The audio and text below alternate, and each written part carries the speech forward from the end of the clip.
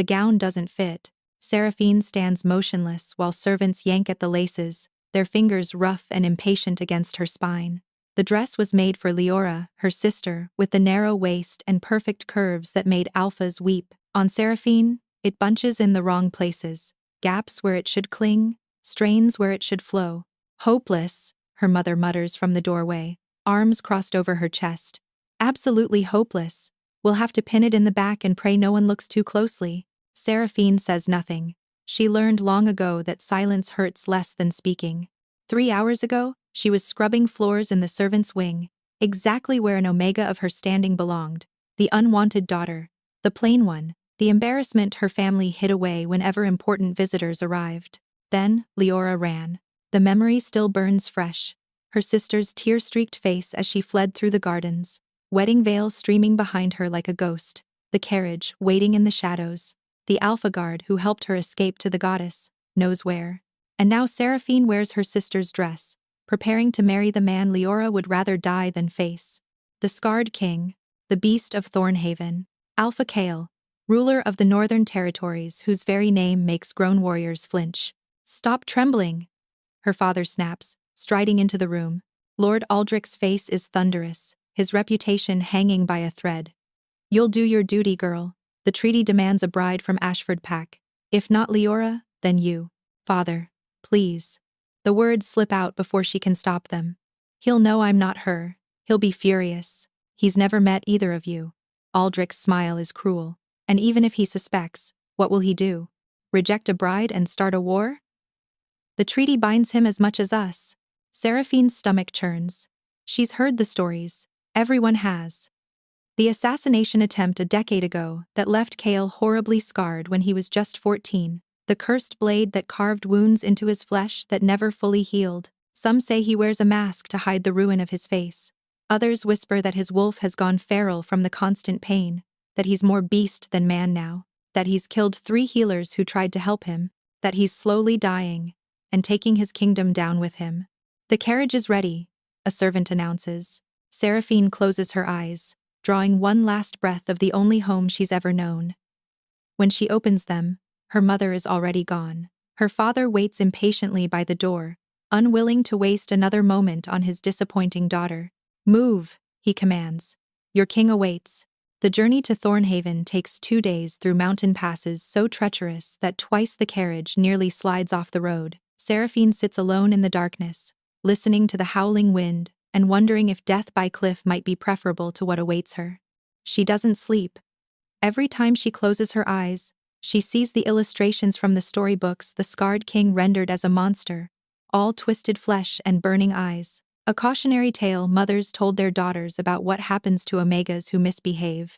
Now that monster would be her husband. When Thornhaven finally emerges from the mist, her breath catches in her throat.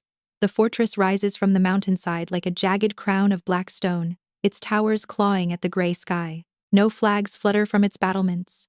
No lights warm its windows. The whole structure looks less like a home, and more like a tomb waiting for its next occupant. The carriage passes through iron gates that groan like dying things. In the courtyard beyond, rows of warriors stand in perfect formation, their faces hard as granite, their eyes tracking her with cold assessment. No one smiles, no one bows. She's not a bride here, she's a sacrifice. Lady Leora of Ashford Pack, the herald announces, as she steps from the carriage on trembling legs. The lie tastes like ash on her tongue. But she forces her chin up, forces her spine straight, forces herself to look toward the massive doors of the great hall. They swing open with a sound like thunder, and there, silhouetted against the torchlight within, stands the Scarred King. He's taller than she imagined, broader, his dark hair falls past his shoulders, partially obscuring his face, but she can see the damage. Even from here, the ruined landscape of his left cheek, the scar that drags his eye downward, the mottled flesh that speaks of fire and blade and unimaginable pain. But it's his eyes that stop her heart, golden, burning, fixed on her with an intensity that makes her wolf whimper and press flat against her soul. He descends the steps slowly, each movement carrying the weight of barely contained power. When he stops before her, close enough that she can smell pine and steel and something darker underneath like blood, never quite washed away, His ruined lips twist into something that might be a smile. "My bride," he says, his voice a low rasp that scrapes down her spine. "You're not what I expected." The wedding ceremony takes place at midnight. Seraphine stands before the altar in the fortress's ancient hall, surrounded by flickering candles and the silent judgment of 100 warriors. The officiant's words wash over her like water. Meaningless sounds that mark the end of one life and the beginning of another. Beside her, Kale looms like a shadow made flesh. He hasn't spoken since that first moment in the courtyard. Hasn't looked at her, hasn't touched her, and hasn't acknowledged her existence beyond the basic requirements of the ritual. When they exchange vows, his voice is flat and mechanical. When they share the ceremonial cup, his fingers brush hers for the briefest instant before pulling away. She should be grateful for his indifference. Instead, she feels oddly hollow. By the light of the mother moon, the officiant intones, "I pronounce you bound. Alpha and Omega, king and queen, flesh and spirit until death, death." The word hangs in the candlelit air like a promise. The gathered wolves offer no applause, no celebration. They simply turn and file out, leaving the newlyweds alone in the vast hall with only the guttering candles for company. "You'll have chambers in the east wing." Kale's voice breaks the silence like a stone through glass. "Servants will attend you. You'll have everything you need." "And you, my lord?"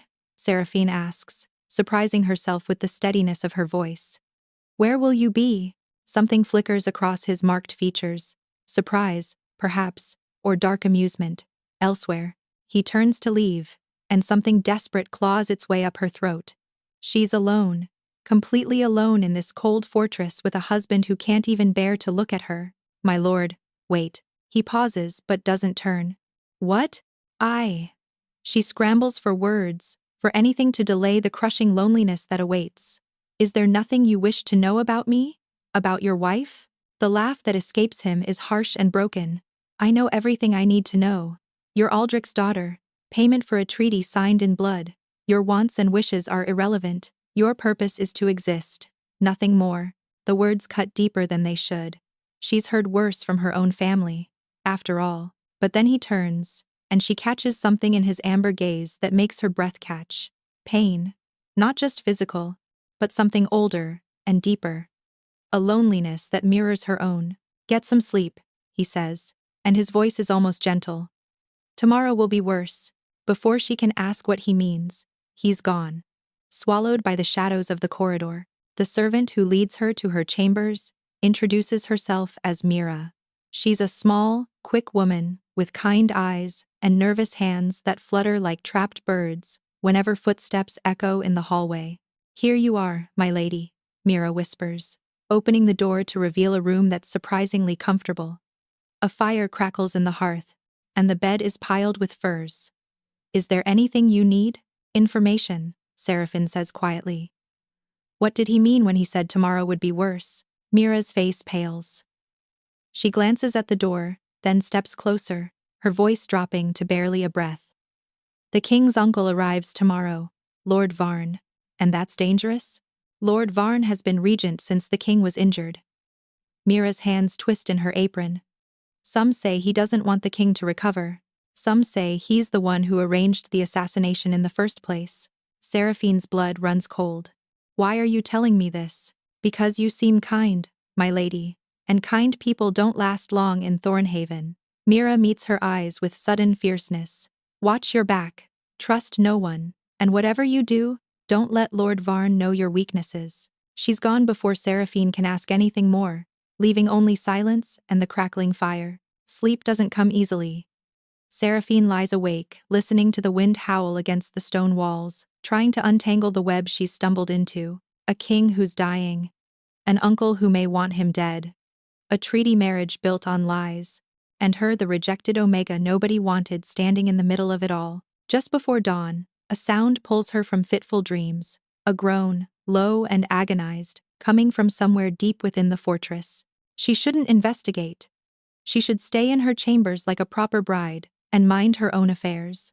But the sound comes again, raw with suffering, and something in her chest twists in response. She follows the sound through darkened corridors, her bare feet silent on cold stone.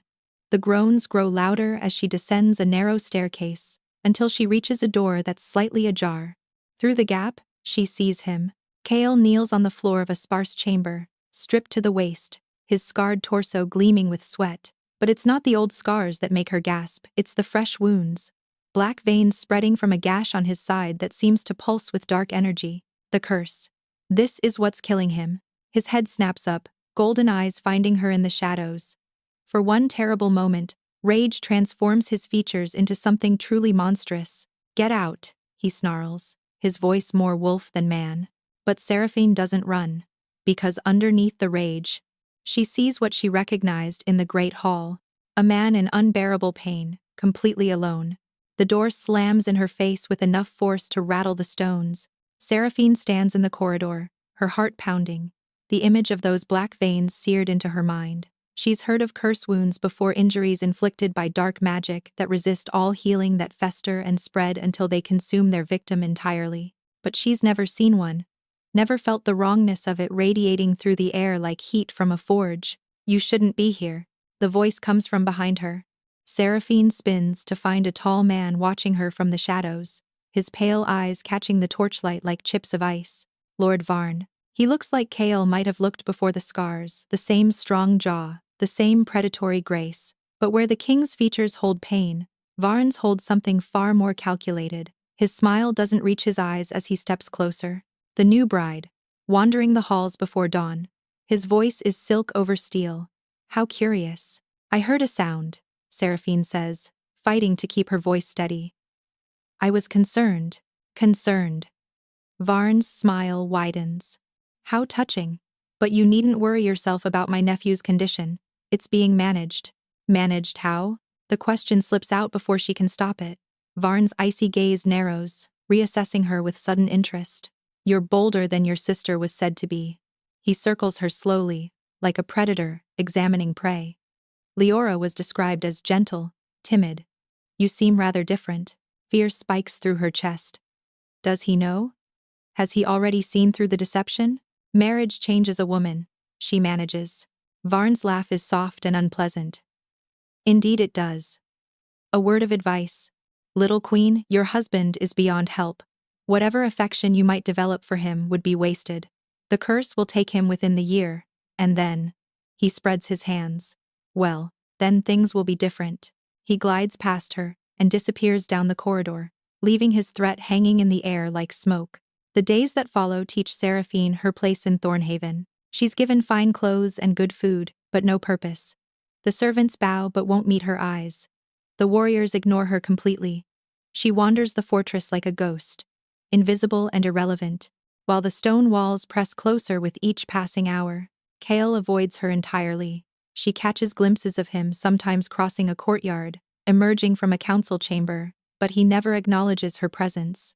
The one time their paths directly cross, he looks through her like she's made of glass, and continues walking without a word. It shouldn't hurt. She didn't marry him for love, and he didn't choose her at all. But somehow it does. On the 5th day, she discovers the healing wing. It's tucked away in a forgotten corner of the fortress, dusty and abandoned. Cobwebs drape the shelves where medicines once stood. Dried herbs crumble to powder at her touch. No one uses this place anymore. Seraphine turns to find Mira hovering in the doorway, her nervous eyes darting between the empty shelves and the corridor behind her. Why not? After the 3rd healer died trying to help the king, Lord Varn declared healing practices forbidden. Mira steps inside, lowering her voice. He said it was for everyone's protection, that the curse destroys anyone who tries to interfere with it, and everyone just accepted that? What choice did we have? Mira's voice cracks. People were afraid. They still are. Warriors train through broken bones now. Servants hide their illnesses. Last month, a stable boy died from an infected cut because he was too scared to ask for help. Rage flares in Seraphine's chest, hot and sudden and startling in its intensity. This isn't protection. It's a death sentence disguised as safety. That's madness, she whispers. That's Thornhaven, Mira replies sadly. That night, Seraphine lies awake thinking about the abandoned healing wing, the suffering servants, and the dying king. She thinks about Varn's cold smile and his promise that things will be different when Kale is gone. She thinks about the black veins spreading across her husband's torso, and the raw agony in his golden eyes. When sleep finally comes, she dreams of her grandmother, the old Omega, who raised her in secret, while her family pretended she didn't exist. Her grandmother's hands had glowed with soft light when she touched wounds. Her grandmother had taught her things, whispered things, before the sickness took her, things Seraphine has spent years trying to forget, things that might kill her if she tries to use them. The scream shatters her dreams just before dawn. She's running before she's fully awake, following the sound to the training courtyard where a crowd has gathered around a fallen figure. A young Omega girl lies on the stones, her arm bent at an impossible angle, white bone jutting through skin, blood pools beneath her. Her screams have faded to whimpers. "Someone help her," Seraphine demands, pushing through the crowd. She needs a healer. Healing is forbidden. A warrior steps forward, his face professionally blank. "She'll recover, or she won't. That's the way of Thornhaven. She'll die. Look at her, she's losing too much blood. Then she dies." The warrior shrugs. Weakness has no place in this pack. Something snaps inside Seraphine's chest. Not loud, not dramatic, just a quiet breaking of chains she didn't even know she wore. She drops to her knees beside the girl. She places her hands on the shattered arm, and she reaches for the light her grandmother showed her all those years ago. It comes like a sunrise, warm and golden, flowing from her palms into the broken bone. She feels the fragments shift, feels the muscle weave back together, and feels the skin seal over fresh and pink. The girl's whimpers fade to silence. Her eyes go wide with wonder. And when Seraphine looks up, the courtyard has gone deathly quiet. Warriors stare at her with expressions ranging from shock to horror to something that might be hope, but it's the figure on the balcony above that makes her blood freeze. Kale watches her with those burning amber eyes, his scarred face unreadable. Behind him, Varn's expression twists with fury. She's exposed herself, revealed the secret she's hidden her entire life, and now everything will change. The summons comes within the hour. 2 guards escort Seraphine through winding corridors, their silence heavier than any accusation. She keeps her chin raised, her hands steady at her sides, even as her heart threatens to crack her ribs with its pounding. The throne room doors swing open to reveal Kyle seated on a chair of carved obsidian, his marked face cast in shadow. Varn stands at his right hand, pale eyes burning with barely contained rage. "Leave us," Kale commands the guards. "Nephew, surely," Varn begins. "I said leave us." The words carry the unmistakable weight of alpha authority. Varn's jaw tightens, but he bows stiffly and withdraws, his gaze promising retribution as he passes Seraphine. The doors close with a sound like a tomb sealing. For a long moment, neither speaks. Kyle studies her from his throne, those golden eyes searching her face for something she can't name. When he finally rises, she forces herself not to retreat. He moves closer, close enough that she can see the individual scars mapping his flesh, the dark circles beneath his eyes, and the slight tremor in his hands that speaks of constant pain. "You're a healer," he says quietly. "A true one. Not the charlatans my uncle paraded before me." "Yes, my lord." "Why did you hide it?" The question catches her off guard. She expected anger, punishment, demands. Not this quiet curiosity. "Because healers die in Thornhaven," she answers honestly. "Your uncle made that clear." Something shifts in Kale's expression, a flicker of darkness that might be guilt. 3 healers tried to cure my curse. 3 healers burned from the inside out, screaming as the dark magic consumed them. His voice roughens.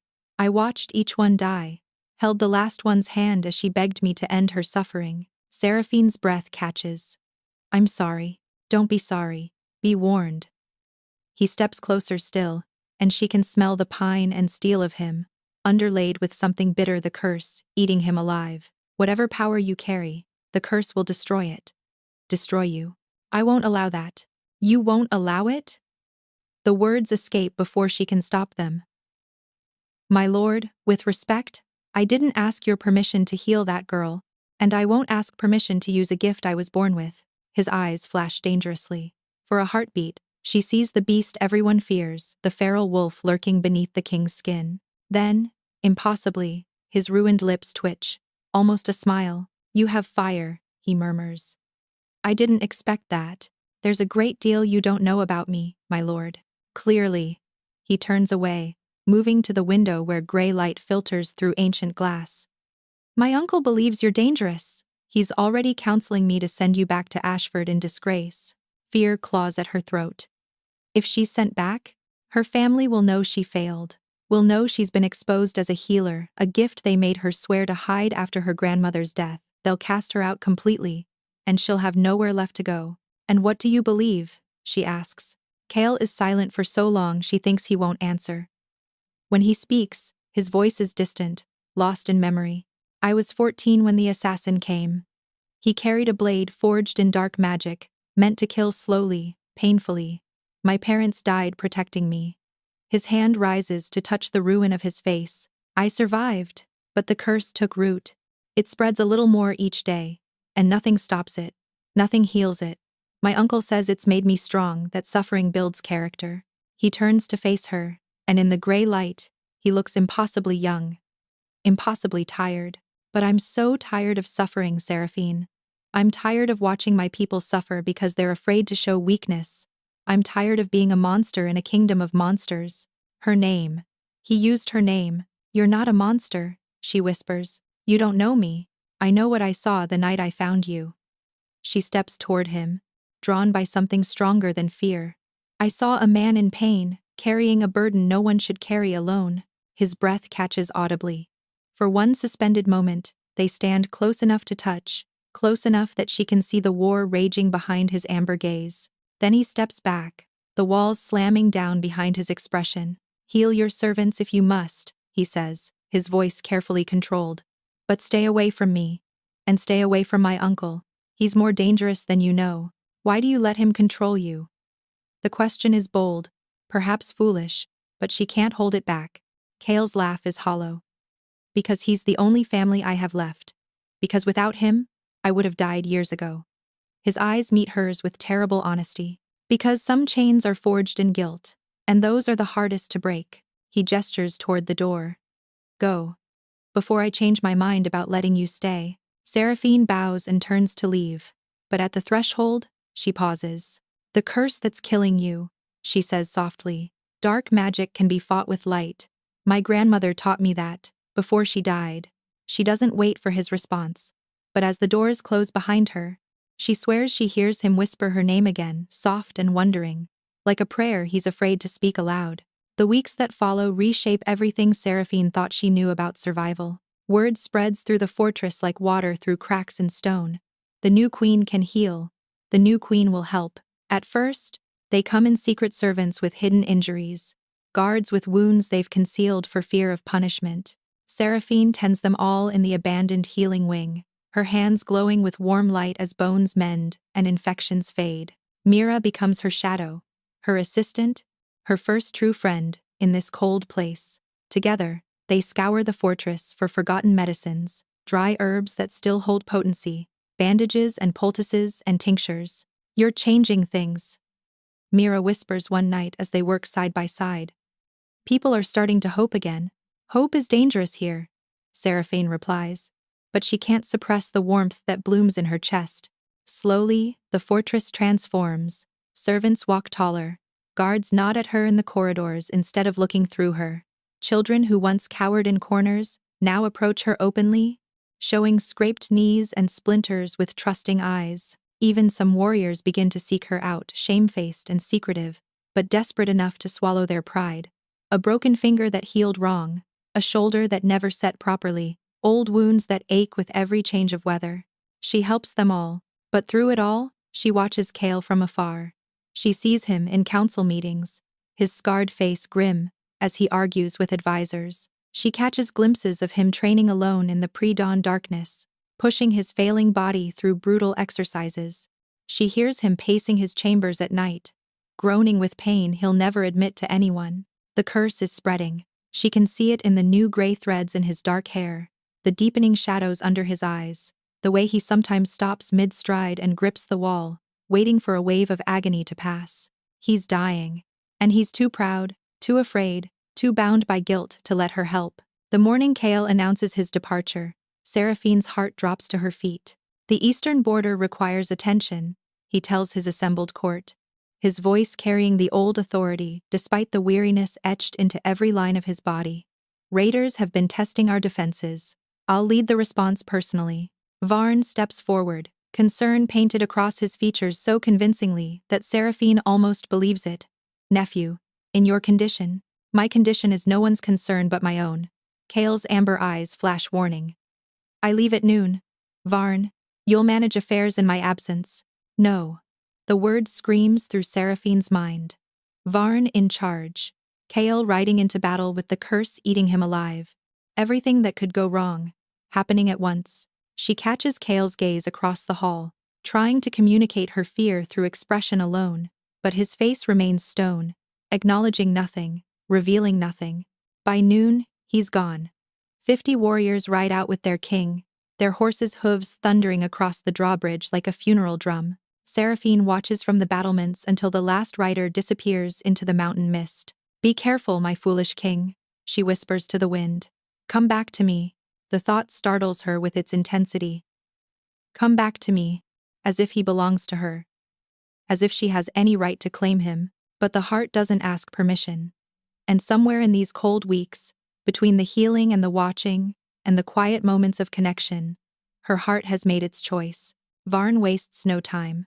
The first restriction comes within hours of Kale's departure, a formal decree extending the healing ban with harsh new penalties. Anyone caught seeking treatment from the Queen would face imprisonment.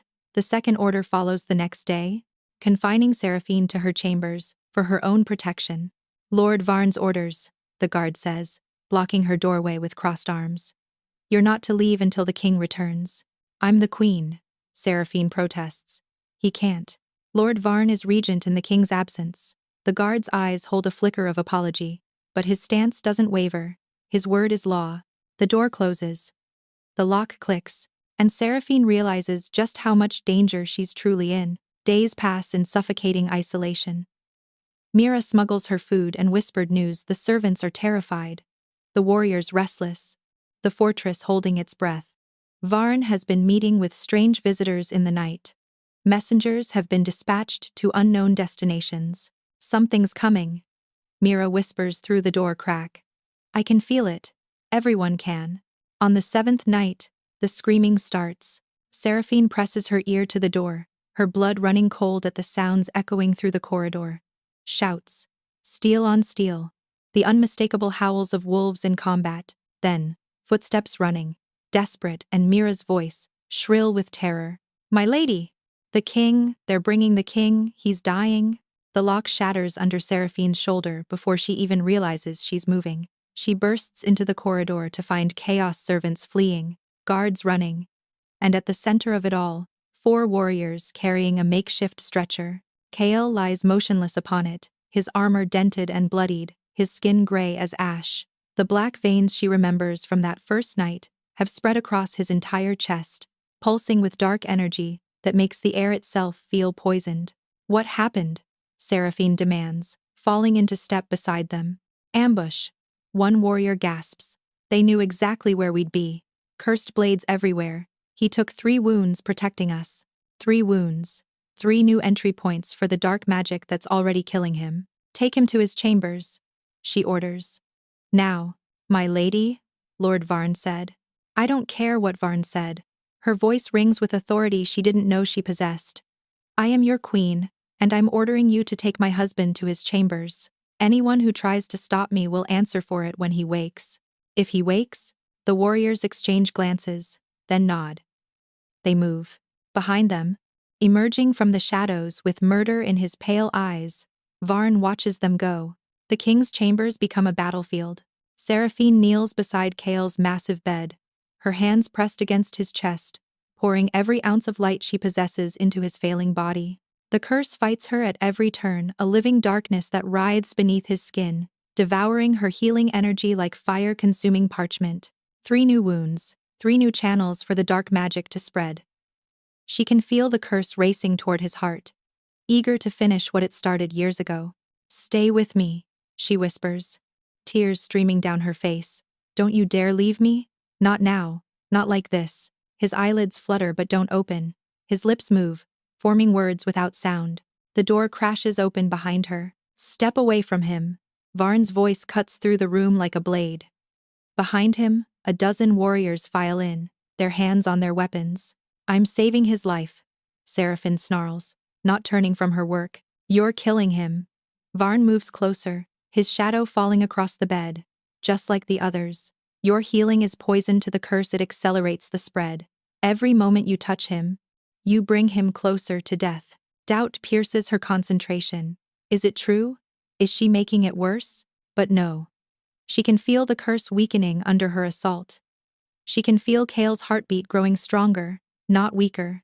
Varn is lying. I know what you're doing, she says quietly, her hands never leaving Kale's chest. I know you arranged the ambush.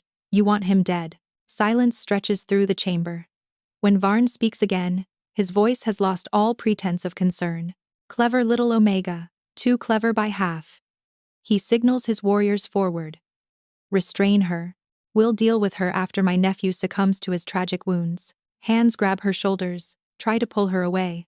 She screams, clinging to Kale with desperate strength. No, I won't let you. A warrior's fist connects with her temple. Stars explode across her vision. Through the haze of pain, she sees Varn lean over Kale's unconscious form, a thin blade glinting in his hand, the same oily sheen she recognizes. Cursed steel. I really did love you once, nephew, Varn murmurs. But you're too much like your father, too soft, too willing to let weakness flourish. The blade rises.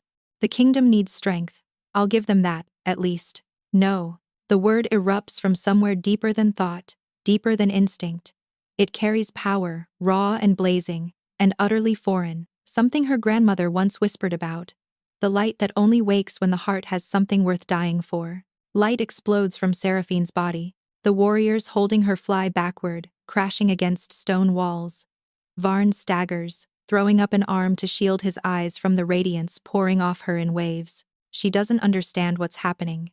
She only knows that she's moving, placing herself between Varn and the bed, her entire body singing with power she's never felt before. You will not touch him, she says, and her voice echoes strangely, layered with harmonics that make the very air tremble.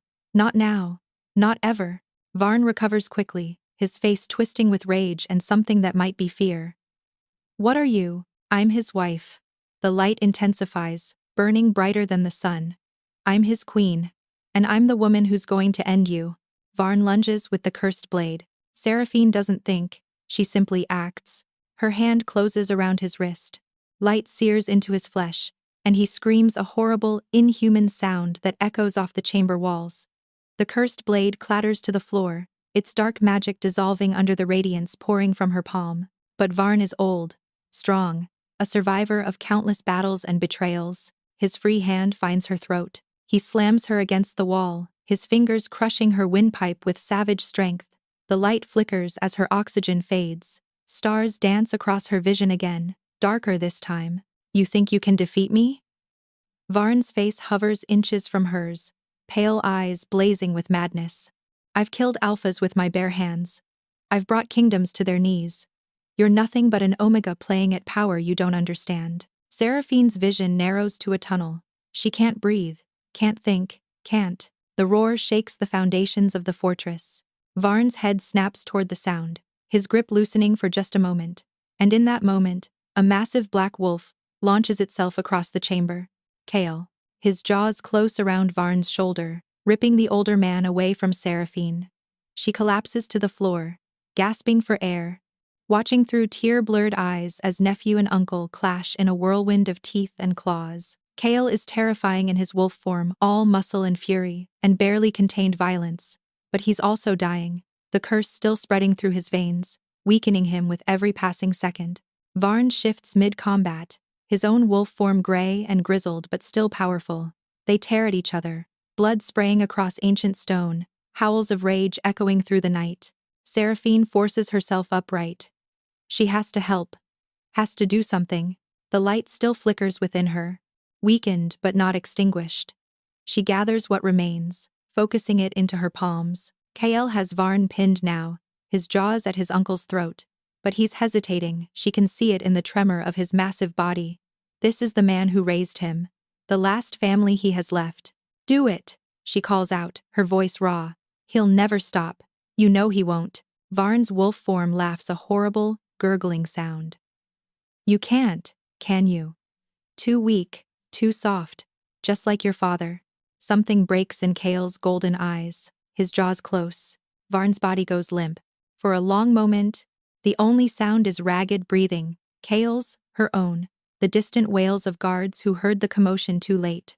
Then Kale shifts back to human form and collapses. Seraphine crawls to his side, gathering his broken body in her arms. The curse has spread across his entire torso now. Black veins reaching toward his neck, like grasping fingers. Hold on, she begs, pressing her palms to his chest. Please, Kale, hold on. The light rises in her hands, brighter than before, fueled by something beyond mere healing. Love, she realizes dimly. This is what love feels like. She pours it all into him, and prays it will be enough. Hours blur into eternity. Seraphine kneels beside Kale's bed, her hands pressed to his chest, light flowing from her palms in an endless stream. The curse fights her with savage intensity, a living thing that refuses to die, that claws and writhes and screams inside his flesh. She's never healed anything like this. Never faced darkness so deep, so hungry. Her grandmother's voice echoes through her memory. Dark magic feeds on fear, child. On isolation, on the belief that suffering must be endured alone. But light, true light, comes from connection. From love that refuses to let go. Seraphine closes her eyes and reaches deeper. Not just into Kale's body, but into his soul. She finds him there, in the darkness, a boy of 14 watching his parents die. A young man learning to bury his heart beneath ice and stone. A king who convinced himself that love was weakness, because loving meant losing. I see you, she whispers, tears streaming down her face. I see all of you, and I'm not letting go. The light intensifies, burning through her veins like liquid fire. She feels her own life force mingling with the healing energy, pouring into him without reservation. It might kill her. She knows this. She doesn't care. Sarah. His voice is barely a breath, but it anchors her like nothing else could. Sarah, stop. You'll die. Then I'll die saving you. Her voice breaks on the words. I spent my whole life being rejected, being told I was worthless, being hidden away like something shameful. The light blazes brighter, and she feels the curse beginning to crack. But you saw me, Kale. That first day in the courtyard. When you said I wasn't what you expected, you actually looked at me.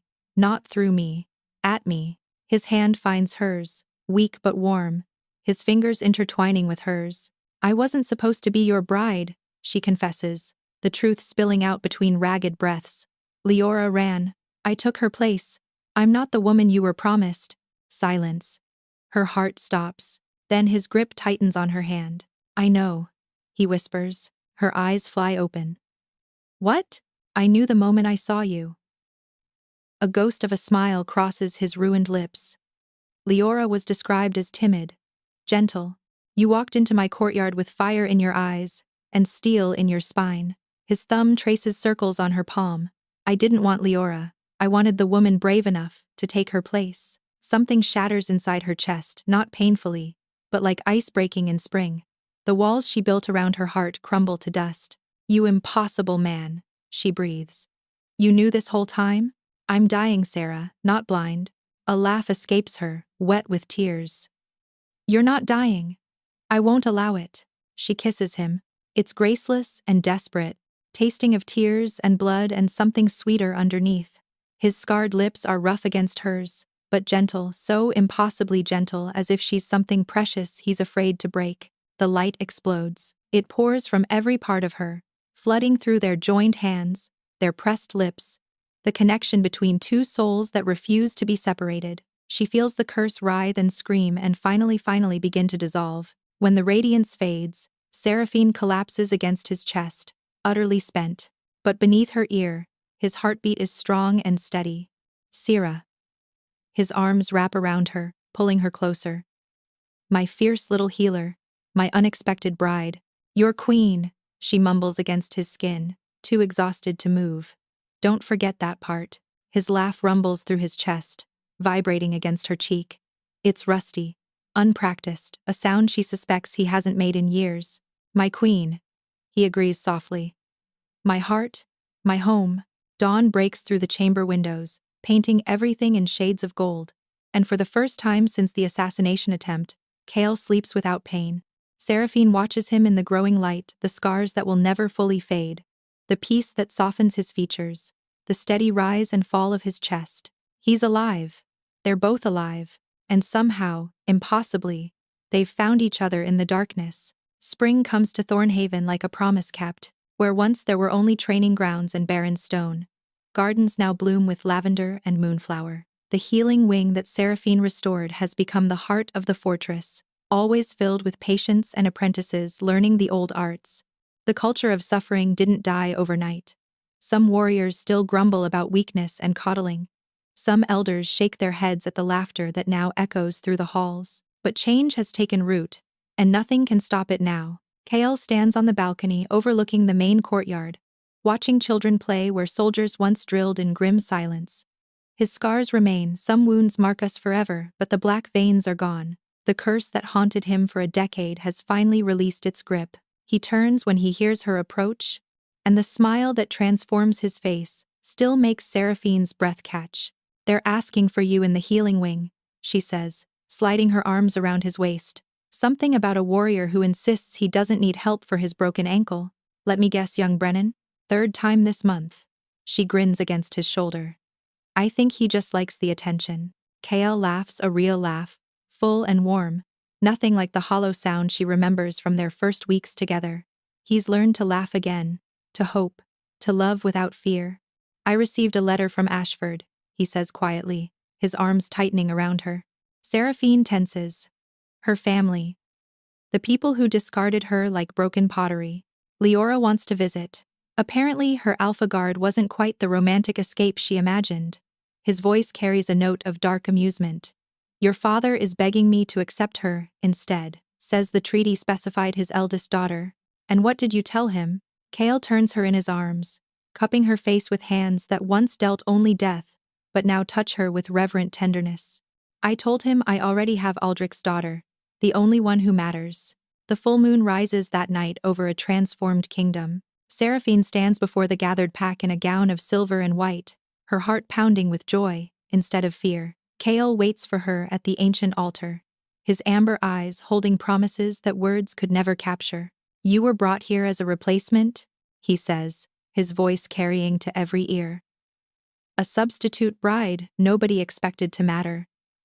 But you saved me, Sera. Not just my life, my soul. You showed me that strength isn't found in suffering alone.